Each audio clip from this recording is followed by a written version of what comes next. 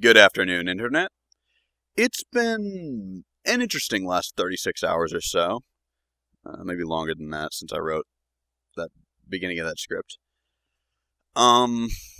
Yesterday was Thanksgiving here in the States. I woke up around 900, I would guess. Had my Thanksgiving meal around 1400. Came home maybe 2100. And was getting ready to go to bed around 03:30. That's got up at 9 a.m., meal around 2 p.m., got home at 9 p.m., ready to go to bed at 3:30 a.m. For those of you who aren't versed in the 24-hour clock, if you're not, get versed in the 24-hour clock. This is probably the last time I'm going to translate it. I use a 24-hour clock. Anyway, back on topic. It was around 3:30 in the morning, getting ready to go to sleep, when, to borrow a phrase from my Twitter account, my muse kicked me real hard right between the eyes. And I laid there for a minute, thinking to myself, well, I am tired, and I didn't have a great night's sleep last night, but on the other hand, this is that bolt of inspiration I've been waiting for I don't know how long. And in the end, I decided I'd be a fool to pass this up. So I decided, well, I guess I'm not sleeping tonight. I'm trying to pick the chair up a little bit. Yeah, there we go. I feel like I'm actually in the frame now. So I sat back up, twisted myself around in my bed with my laptop, and began. I wrote for maybe 3 hours. Maybe not quite. 3 or 4 hours. It was around 0700, 7 a.m. Again, I'll translate for this video. Around 0700 that sleep really started to catch up to me, and, well, lack of sleep, rather, started to catch up to me. And I kind of started hallucinating, but I was still typing. So when I finally realized that I'd been, dropping off, I kind of shook myself back awake, looked down at what I'd just written, and realized I had a paragraph about this long of dialogue that was straight out of Wonderland between my main character and another character who wasn't there. So I don't know who he was talking to, or why he was talking with no syntax, rhyme, or reason, but that's what happens when I continue typing while I'm falling asleep. After getting rid of the nonsense, I was left sitting around 3,550 words. I think maybe 500 of those were adapted from a scrap passage that I'd written a year ago, maybe? It's been a while since I wrote that. It was looking at that, I was flicking through some of the stuff I had done in the past on my DeviantArt, and I came across this one, Unforgiven, and I stared at it, and that was when it hit me. It was like the last thing I was looking at before I was going to sleep, and inspiration struck. So, who needs sleep? I just need to write. So, for about 3 hours work, ending up with an additional 3,000 words on and more importantly, a concept and a basis from which I think I can actually work. Like, I've got something of a story that can go from here, and a conflict and a character arc and a name and all such things. So I'm quite excited. I'm hoping this well of words inside me doesn't dry up quite yet, because I'm not ready to stop. I took a break to take a nap, and that nap stretched for, I don't know, 9 or 10 hours, but and then I took a longer break to sit here, write, and record this. So really, it's been about 12 hours since I stopped writing. And that's too long. So I think I'm going to get back to it just as soon as this video goes out. By the time anybody's watching this, well, I would have said by the time anyone's watching this, I'll be writing again, but frankly, by the time anybody's watching this, it'll be, next week and I'll be in class again.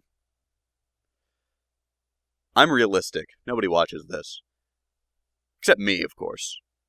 I've got maybe a dozen views on the video that I put up on Blip TV last week, and I'm pretty sure all of them are me. But hey, what do I care? The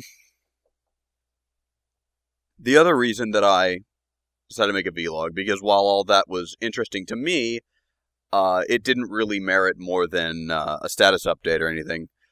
The meat of this vlog, as it were, although it'll probably end up being the lesser half of running time, was that once I woke up, I found a friend of mine on Twitter kind of lamenting in frustration with some things going on. Somebody he wanted to talk to, not answering him, had gotten busy, wasn't returning texts.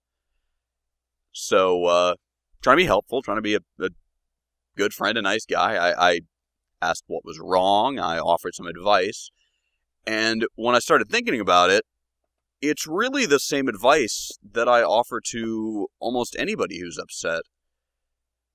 I guess it's more or less my philosophy toward life, so I decided to make a video about it, and it seemed like as good a reason as any to make a video. Yeah, I mean, if I'm going to be a video blogger, oh god, I don't want to be a video blogger, except that I do. Having stopped horrifying myself at the phrase video blogger and all of the stigma it appears to carry, I am a video blogger. Now, I'm going to be proud of that, I guess. Anyway, it seemed like a good as reason as any to make a video. So here goes. Although the phrasing was not directly inspired by him, I often borrow the phrasing of Marco from Animorphs. I don't know how well the camera can see.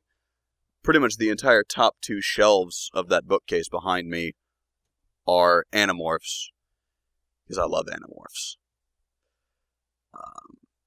The character Marco is the funny one, is the sarcastic one. And he also fills other roles, but really that's what he's known for. He's not exactly comic relief, but really that's the role he fills. He's the one who makes everybody laugh and helps keep them sane. And he has his own tragic past. He lost his mother, and his father fell apart. He was basically the reason they weren't living on the streets for quite a while. Knocked the microphone there, sorry. So, in a nutshell, he would often say, sometimes life just sucks. And there's not a lot you can do about it when it does. And you can either choose to cry about it, or you can choose to laugh about it. And I choose to laugh. And that last statement was me. He does too, but I choose to laugh. That's it in a nutshell. And I'm not saying just laugh, laugh at it, ha ha ha, you're upset and frustrated, ha ha ha ha. Doesn't mean laugh at people who are upset. It means try to make them laugh. Laugh when you are upset. Everybody's heard the phrase, laughter is the best medicine. But it's true. It sounds goofy, but it's true. And the reason it sounds goofy is because people think of it, oh, medicine, medical, I have a common cold, let me just laugh. Ha ha ha ha, I feel better now. That doesn't make any sense. It's medicine. It's more like chicken soup for the soul, as it were. The condition that it cures is not biological entirely. It's psychological. It's mental. Not mental problems. Again, I'm struggling for phrasing even when I have a rudimentary script here. So, as to show maybe I shouldn't be a video blogger.